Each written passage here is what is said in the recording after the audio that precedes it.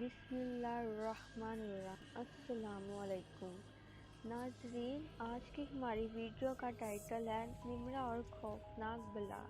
Friends, video شروع کرنے سے پہلے میں آپ سے گزارش کروں گی کہ آپ میرے چینل کو سبسکرائب کریں اور میری ویڈیوز کو لائک کریں۔ مغرب کا وقت تھا، ہر طرف مغرب کی اذانوں کی صدائیں گونج رہی تھی۔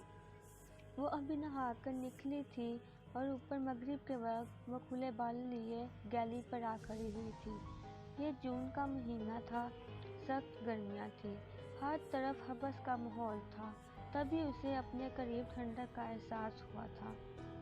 بال ہواؤں کے زیر عرض اڑ رہے تھے۔ وہ دونوں ہاتھوں کو ایک دوسرے میں پیوست کر کے پھونکے مارنے لگی۔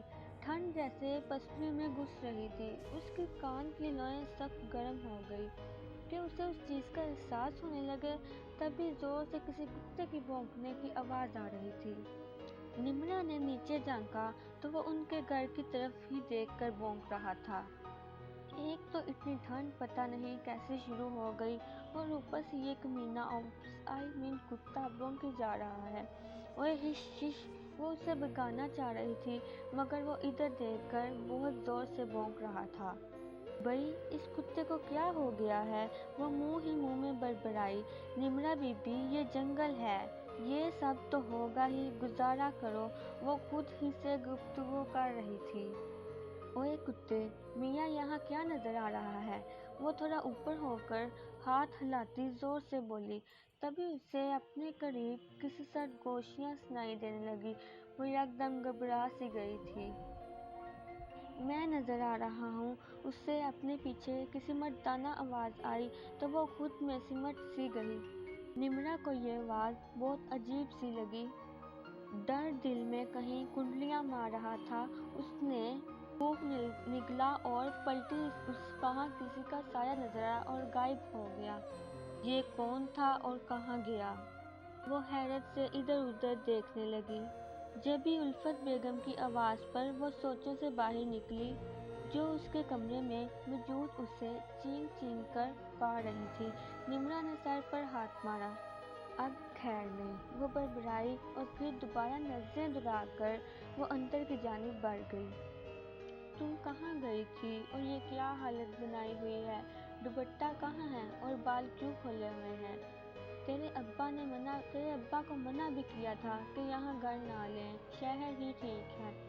ایک تو جنگل میں گھر، اوپر سے سامنے ہی قبرستان۔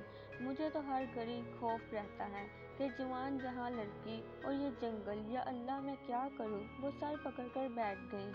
ریلیکس، کہیں نہیں گئی تھی، یہیں گیلری میں تھی، اس نے تحمل سے کہا۔ جب الفت بیگم نے جھٹکے سے سر اٹھایا تو مغرب کے وقت اس حالت میں گیلری میں گئی تھی۔ ہائے رے نمرا، تیرا کیا کروں؟ تجھے کب عقل آئے گی لڑکی؟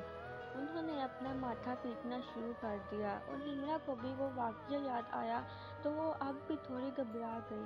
اپنی امی کی حالت دیکھ کر اس نے اپنے ساتھ ہونے والا واقعہ بتانا بہتر نہ سمجھا، اس لیے خاموش ہو گئی اور یہ سب بات کے لیے چھوڑ دیا۔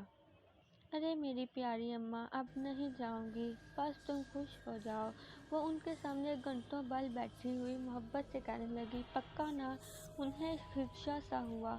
جی میری پیاری اماں، پکا، وہ ان کا ماتھا چومتے ہوئے بولی تو وہ پرسکون سے ہو کر چلی گئی۔ نمرا نے سانس خارج کی اور چلتی ہوئی سائڈ ٹیبل تک آئی اور دراز سے تالا چابی نکالی اور گیلری کے تالے پر لگا دی اور چابی واپس دراز پہ رکھ کر سکون سے سو گئی۔ مگر وہ نہیں جانتی تھی ایک نئی مصیبت اس کی منتظر تھی۔ صبح کا سورج نکلا تو سب بیزار ہو گئے تھے۔ وہ تیار ہو کر نیچے آئی۔ نوکرانی نے ٹیبل پر ناشتہ سجا رہی تھی۔ نمرا نے خاموشی سے ناشتہ کیا۔ اماں میں ذرا باہر جا رہی ہوں، تھوڑی دیر میں آ جاؤں گی، نمرا نے الفت بیگم سے کہا تو وہ اسے گھورنے لگی۔ ارے اماں، آ جاؤں گی، کہیں نہیں جاؤں گی، وہ انہیں مطمئن کر کے تیزی سے نکل گئی۔ کہیں اماں روک نہ لیں۔ وہ اپنی DRLS گلے میں لٹکائے جانور کی تصویریں بنا رہی تھی۔ اسے وہاں ایک سیاہ رنگ کا بلّا نظر آیا۔ جو دور سے اکڑا رہا تھا۔ نمرا اسے دیکھ کر افسوس ہوا۔ اس نے پہلے اس کی 2-3 تصویریں نکالی اور پھر اسے اٹھا کر گھر کی جانب روانہ ہو گئی۔ ابھی وہ گھر میں داخل ہوئی تھی کہ سامنے اماں عورتوں کی طرح کمر پکڑ کر کھڑی ہوئی تھی۔ اس نے نفی میں سر ہلایا اور گھر میں داخل ہوئی۔ یہ کس مانوس کالے بلے کو لے آئی ہے؟ وہ اسے ٹوکتی ہوئی بولی۔ بلے نے انہیں بری طرح گھورا۔ ارے اماں، اسے چوٹ لگی ہے، ٹھیک ہو جائے گا تو اسے واپس جنگل میں چھوڑ آؤں گی۔ وہ انہیں تفصیلی میں آگاہ کرتی اوپر چلے گی۔ یا اللہ، اس لڑکی کو ہدایت دے، نہ جانے کیوں میرے دل میں دل اٹھ رہے ہیں، جیسے ضرور کچھ غلط ہونے والا ہے۔ نمرا ایک خوبصورت اور جوان لڑکی تھی جسے دیکھ کر سب کے منہ سے ظریفی کلمات ہی نکلتے تھے، اس لیے الفت بیگم پریشان رہتی تھی۔ اوپر سے اس کی مشکوک حرکتیں انہیں اور پریشانی میں مبتلا کرتی تھیں۔ نمرا کے ابو تو پولیس میں ہونے کی وجہ سے 2-3 دن تک گھر سے باہر رہتے تھے۔ وہ اس بلے کو لیے اپنے کمرے میں آ گئی اور اس کی بینڈیج کر کے اسے صوفے پر ڈال دیا۔ وہ بس اسے ہی دیکھی جا رہا تھا، بلا فوراً اٹھا اور گیلری پر جا پہنچ کر اچھلنے لگا۔ نمرا نے مسکرا کر اسے دیکھا اور دراز سے چابی نکال کر گیلری کا دروازہ کھول دیا، اور حیرت کی بات، اس کے دروازے کھولنے کے بعد وہ وہاں سے ہٹ کر اس کے برابر سو گیا۔ اس کی حرکتیں جیسے کسی انسان کی طرح تھیں۔ وہ ٹھٹک سی گئی تھی، لیکن اپنا وہم سمجھ کر سر جھٹکا دیا کہ کیا بلا کیا انسان ہوگا، مگر یہ بلا مجھ سے ڈر کیوں نہیں رہا؟ وہ سوچ میں پڑ رہی تھی، کہیں اماں کا شک صحیح تو نہیں؟ وہ پریشانی سے سوچنے لگی۔ اسے کچھ سمجھ نہ آ رہا تھا کہ یہ کیا ہو رہا ہے۔ انف، میں کچھ زیادہ ہی سوچ رہی ہوں۔ وہ سر جھٹک کر رہ گئی۔ وہ لاؤنج میں بیٹھی تصاویریں دیکھ رہی تھی، تبھی اس کی آنکھیں پھٹی کی پھٹی رہ گئی اور ہاتھوں میں لرزش پیدا ہو گئی۔ یہ کیسے ہو سکتا ہے؟ وہ لہلہاتی آواز میں بولی۔ دل زور زور سے دھڑکنے لگا۔ چہرے پر پسینے کی ننھی ننھی بوندیں نمایاں ہونے لگی تھیں۔ جب جانوروں کی تصویریں ٹھیک ٹھاک تھیں، مگر 2 تصاویریں تھیں جو ہلکی پھلکی خالی تھیں اور کوئی جانور نہ تھا۔ ایسے کیسے ہو سکتا ہے؟ اس میں اس بلے کی تصاویریں نہیں ہیں، اور یہ دونوں پکچرز میں تو کوئی ہے ہی نہیں۔ وہ تھوک نکلتے ہوئے بولی اور تیزی سے اپنے کمرے کی جانب بڑھی، جہاں وہ بلا گیلری کی دیوار پر مزے سے بیٹھا تھا اور سامنے پڑا گوشت کا ٹکڑا جاہلوں کی طرح کھا رہا تھا، جو کسی انسان نما گوشت کی طرح تھا۔ نمرا کو اس سے خوف آنے لگا تھا۔ بلے نے منہ پر خون لگا ہوا تھا، اس کے بلو آنکھیں سرخ ہو رہی تھیں اور پنجے ناخن بھی سرخ ہو رہے تھے۔ یہ تو ایک فطرتی بات تھی، لیکن اس کا انداز بہت جانا تھا، جیسے کوئی جنگلی کھا رہا ہو۔ نمرا کی تو جان فنا ہونے لگی۔ وہ اپنا وجود گھسیٹتے ہوئے گیلری میں آئی۔ بلے کو جیسے ہی کسی کے آنے کا احساس ہوا، اس کی ایک ایک چیز نارمل ہونے لگی تھی۔ گوشت کا ٹکڑا غائب ہو گیا تھا، اس کے پنجوں کا خون آہستہ آہستہ مٹنا شروع ہو چکا تھا، منہ پر خون لگا بھی صاف ہو گیا تھا۔ جب نمرا نے اس کی آنکھیں دیکھی تو وہ واپس نیلی ہو گئی تھی۔ نمرا نے اسے فوراً اٹھایا اور تیزی سے کمرے سے نکل گئی۔ وہ 3 سیڑھیاں اتری تھی، اسے اپنا ہوش نہ رہا تھا۔ اس بلے کو واپس جنگل میں چھوڑنا تھا۔ الفت بیگم اسے پیچھے سے آوازیں دے رہی تھیں۔ ابھی وہ ہوش و حواس میں نہ تھی۔ اس کے ذہن میں وہ منظر تیزی سے گردش کر رہے تھے۔ کسی کی آواز اسے سنائی دے ہی نہیں رہی تھی۔ سننے سمجھنے کی حاصلیت مفلوج ہو چکی تھی۔ اس نے اپنی بھاگتی ٹانگوں کو جنگل میں آ کر ہی بریک لگایا تھا۔ اس نے بلی کو پھینکنے کے انداز میں نیچے رکھا تھا۔ اس سے اس نے ایک زور کی داڑ نکالی تھی۔ نمرا سہم کر 2 قدم پیچھے ہٹی تھی اور پلٹ کر بھاگنے لگی تھی۔ بلے کی داڑیں تیز تر ہو رہی تھیں۔ نمرا نے پیچھے مڑ کر نہ دیکھا۔ اسے لگا اگر اس نے پیچھے پلٹ کر دیکھا تو وہ بلا اسے نہیں چھوڑے گا، وہ شاید اسے مار ڈالے گا۔ اس کی سانسیں پھول رہی تھیں، پاؤں دوڑ لگا لگا کر شل ہو چکے تھے۔ ऐसे लग रहा था उसने कोई मैराथन रेस में हिस्सा लिया है। अगर वो रोकती तो हार जाऊंगी, और अगर वो रोकती तो वाकई हार जाती। रेस तो नहीं मगर जिंदगी जरूर हार जाती। इसने घर आकर ही सांस बहाल किया था और दरवाजे की चौखट पर आकर ही बेहोश हो गई थी। चूंकि आज इतवार का दिन था, इसलिए निम्रा के अब्बू अशरफ साहब की छुट्टी थी। वो लाउंज में बैठे अखबार का मुतालिया कर रहे थे। किसी के गिरने की आवाज़ पर उन्होंने अपना सर अखबार से निकाला तो निम्रा को पड़ा देखा तो घबरा गए थे। निम्मी मेरी जान, वो तरफ कर उसके पास आए थे और उसे उठाकर ऊपर की जानिब भागे थे। उल्फत बेगम उनकी चीखों का पुकार सुनकर खुद भी तेजी से ऊपर की जानिब बढ़ रही थी और निम्रा को बेहसद देखकर उनके हाथ पांव फूल गए थे। निम्रा, मेरी बच्ची क्या हुआ? वो उसके सरहाने बैठकर उसका गाल थपथपाने लगी। अशरफ, क्या हुआ है मेरी बच्ची को? वो रो रही थी। अशरफ, क्या हुआ है मेरी बच्ची को? वो रो रहे थे। मैंने डॉक्टर को कॉल की है। उल्फत, हमारी निम्मी कुछ नहीं होगा, वो उनको हौसला देते हुए बोले। वो हमारी इकलौती लखत है। खुद भी डर गए थे। थोड़ी ही देर में डॉक्टर आ गया। क्या हुआ है डॉक्टर मेरी बच्ची को? कुछ नहीं, इनको टेंशन की वजह से नर्वस ब्रेन डाउन हो गया है और कोई मसला नहीं है। मैं इन्हें सुकून और इंजेक्शन लगा दिया है। अभी वो सो रही है, थोड़ी देर तक होश आ जाएगी। आप ये दवाइयाँ खिलाएं, इंशाल्लाह बेहतर हो जाएगी। उन्होंने नुस्खे की तरफ बढ़ाया। शुक्रिया डॉक्टर, आए मैं आपको बाहर तक छोड़ दी। उन्होंने मुस्कुराकर नुस्खा थामा और उन्हें छोड़ने बाहर की जानिब आ गए। डॉक्टर चले गए तो वो भी दवाइयाँ लेने चलेंगे। वो थोड़ा सा कसमसाई थी। उसने आहिस्ता आहिस्ता आंखें खोली थी और अपने ऊपर उस पिल्ले को झुके देखकर वो चीख कर उठ बैठी थी। उसका वजूद थर थर कांप रहा था।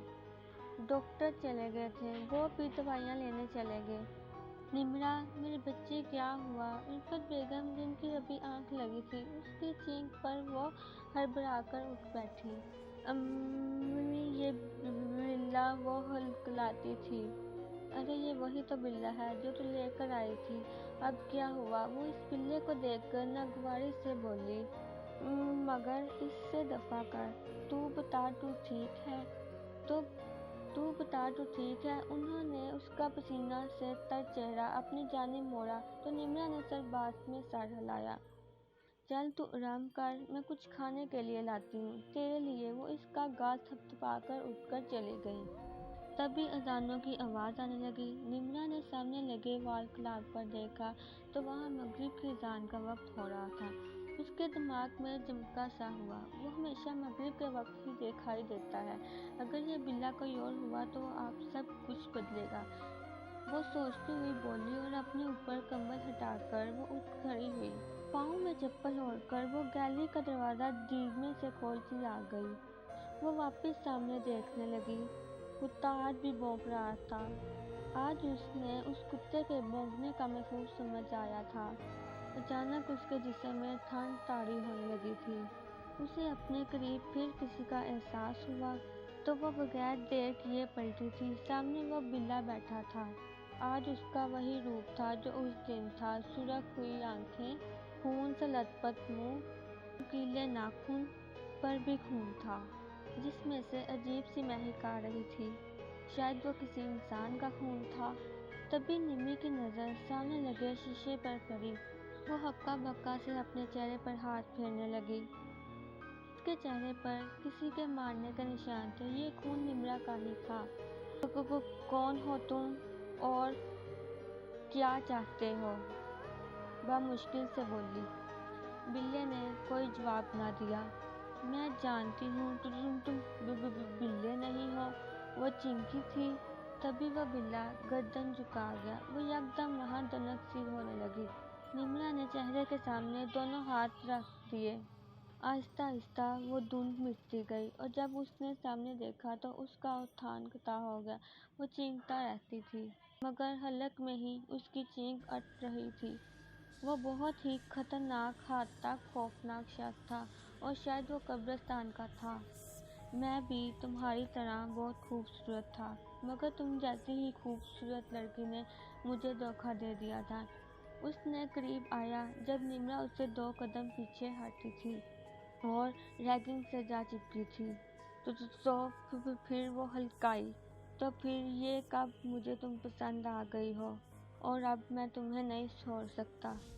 अगर तुम पर किसी ने नज़र डाली तो मैं उसे ख़त्म कर दूंगा। वो सरगोशिया अंदाज में बोला। उसका गाल थपथपाया। प्लीज़ मुझे छोड़ दो। मैंने तुम्हारा क्या बिगाड़ा है? वो मिन्नत करते हुए बोली। अरे ऐसे कैसे मुझे तुम पसंद आई हो और जो मुझे पसंद आता है उसका पीछा नहीं छोड़ता। उसकी आवाज़ भी उसकी तरह खतरनाक थी। निम्रा को उसके हाथ पांव ठंडे होते महसूस हुए। उसने जोर से आंखें मीच लीं। अगले ही पल में वो जिन उसके अंदर घुस गया था। निम्रा को समझ न आया। जब आया तब तक वो किसी और का कब्जा होती थी। अब ये मेरी है। वो निम्रा के जिस्म में मौजूद था और कहका लगाकर हंसा था और वापस चलकर बेड पर लेट गया। इसने अपने बाल पोनी से आज़ाद कर दिए थे और आगे कर लिए थे और उसकी आंखें सफ़ेद हो गई थी, मगर किसी की आहट पर वह बिल्कुल नॉर्मल सी हो गई थी। बेटा ये खाना खा लो। उन्होंने खाने की ट्रे उसकी जानिब बढ़ाई जैसे उसने डराते हुए फेंक दी। दफ़ा हो जाओ यहाँ से बुढ़िया। वो डरता था और उल्फत बेगम तो उसके अंदाज पर हैरत के समुंदर में गोताजन हो गई थी। ये क्या कह रही हो निम्रा? उन्होंने हैरत से कहा। मैंने कहा दफ़ा हो जाओ, नहीं तो मैं इसको नुकसान पहुंचा दूंगी, समझी? की रात था और उल्फत बेगम को उसका लहजा कुछ समझ न आया। उन्होंने आगे बढ़कर उसे गले लगाया। मेरी बच्ची ये क्या हालत बना दी है अपनी? वो नम लहजे में बोली थी। तभी उस जिन ने उन्हें धक्का दिया था और धक्का इस जोर का था कि वो बेड से नीचे गिर गई थी। इन्हें कुछ गड़बड़ लगी। वो भागती हुई कमरे से निकल गई और लाउंज में आकर टेलीफोन में किसी का नंबर डायल करने लगी। हेलो अशरफ साहिब, जल्दी से घर आ जाएं, वो रोते हुए बोले और कॉल काट दी। थोड़ी ही देर में अशरफ साहिब आ गए थे। क्या हुआ बेगम? वो परेशानी से बोले। अशरफ साहिब, मुझे निम्रा ठीक नहीं लग रही, आप मेरे साथ चलें। वो घबराते हुए बोले और नहीं चीखते हुए ऊपर ले गए। ये देख लें। उन्होंने सामने देखा तो सब कुछ ठीक था और निम्रा सुकून से सो रही थी।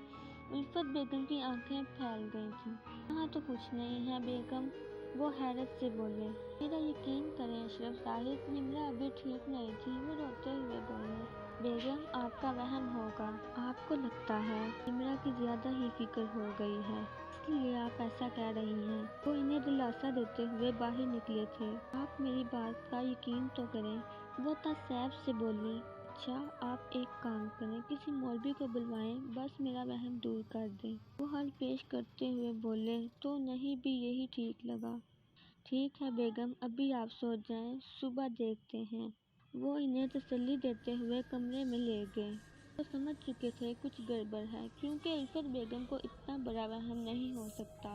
वो पूरी रात उनकी आंखों में खटकती थी। सुबह सवेरे ही वो अपने जानने वाले मौलवी को ले आए थे। जैसे ही वो उनको लेकर आए, वो घर में कदम रखने से पहले ही रुक गए। वहाँ कोई गैर मखलूक है। वो पूरे घर को देखते हुए बोले। जी मौलवी साहब, तभी तो आपको लेकर आया हूँ। प्लीज आप इसे यहाँ से दूर ले जाएं। वो मिनट करते हुए बोले। उन्होंने एक पत्ते की लड़ी पे कुछ पड़ा और अशरफ साहिब की जानिब बढ़ाया। ये यहाँ दरवाजे के बीच में बांध दो, इससे वो मखलूक बाहर नहीं जाएगी। वो संजीदगी से बोलकर अंदर की जानिब बढ़ गए और अशरफ साहिब ने वो उनके कहने के मुताबिक बांध दी। कहाँ है तुम्हारी बेटी?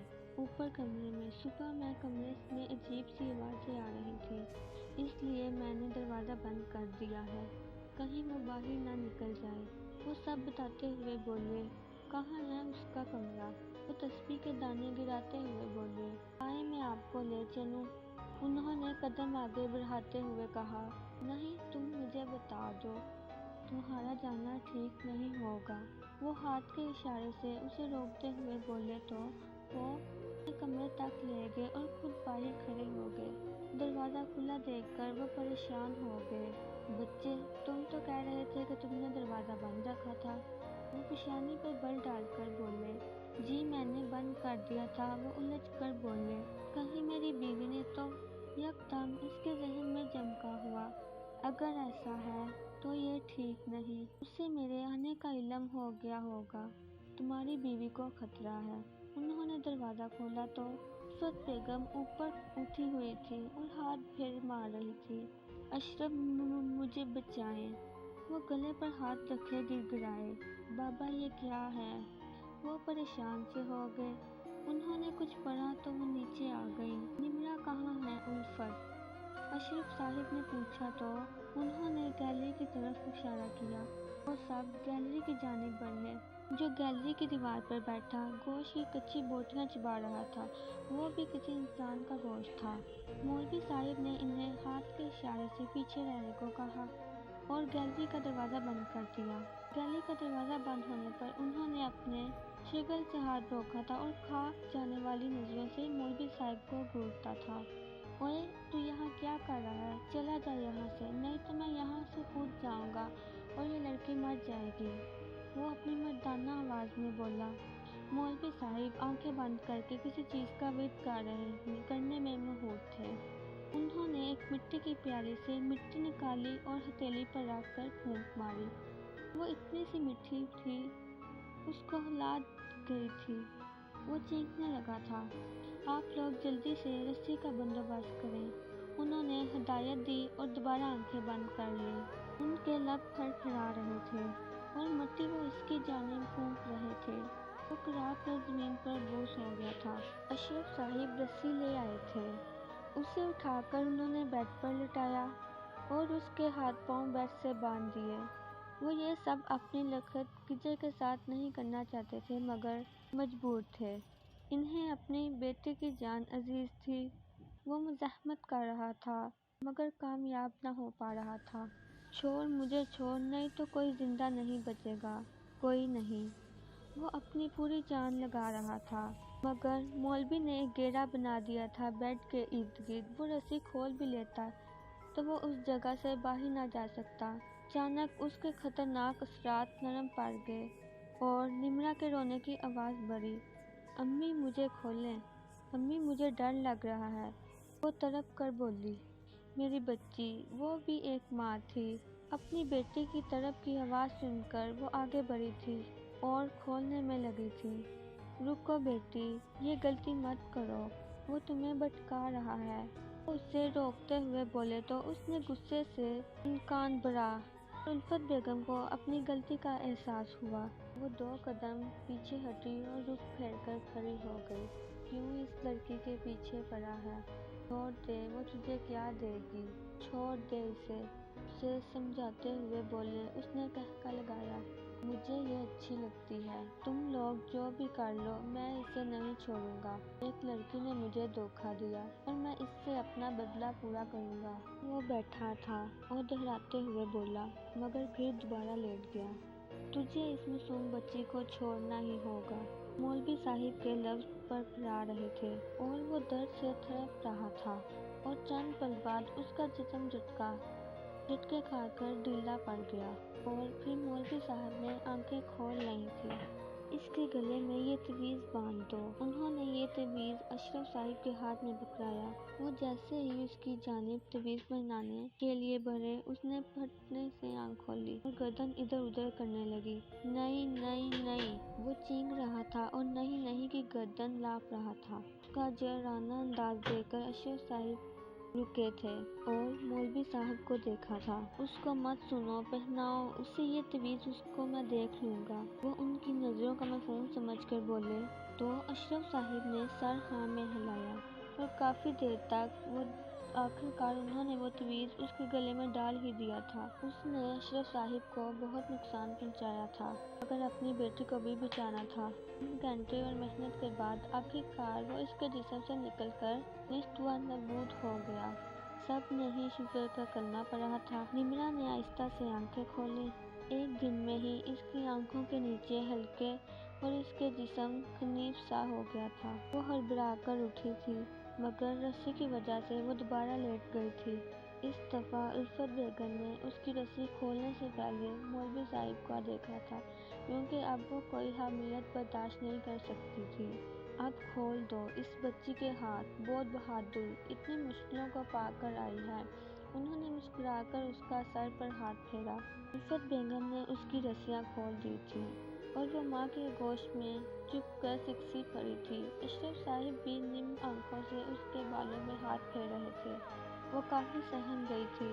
इस हादसे के बाद अब वो बालों को खुला नहीं छोड़ती थी और मगरिब के वक्त वो गैलरी भी नहीं जाती थी, बल्कि मगरिब के वक्त अपने अम्मी अब्बू के कमरे में ही रहती थी। इसकी छोटी सी गलती ने इसे खतरनाक मुश्किल में डाल दिया था। अब थोड़ी थोड़ी संभल रही थी। उन्होंने घर भी तब्दील कर लिया था, इसलिए आज वो बाहर निकली थी। घूमते हुए उसे आधे सफेद आधे स्याह रंग का एक बिल्ला नजर आया और उसको देखकर वो उसकी जानिब बढ़ी थी। बिल्ले का रुख दूसरी जानिब था। निम्रा ने उठाकर उसका रुख जैसे ही अपनी जानिब किया, वो चीख पड़ी और बिल्ले को नीचे फेंक दिया। वो गया नहीं है। वो बड़बड़ाती हुई वहाँ से भाग गई थी और फिर कभी उस जगह का रुख न किया था। फ्रेंड्स, अगर आप मेरी वीडियो में इंटरेस्ट रखते हैं तो प्लीज़ मेरे चैनल को सब्सक्राइब करें, ताकि ऐसी वीडियोस आपके लिए और अपलोड करूं और मेरी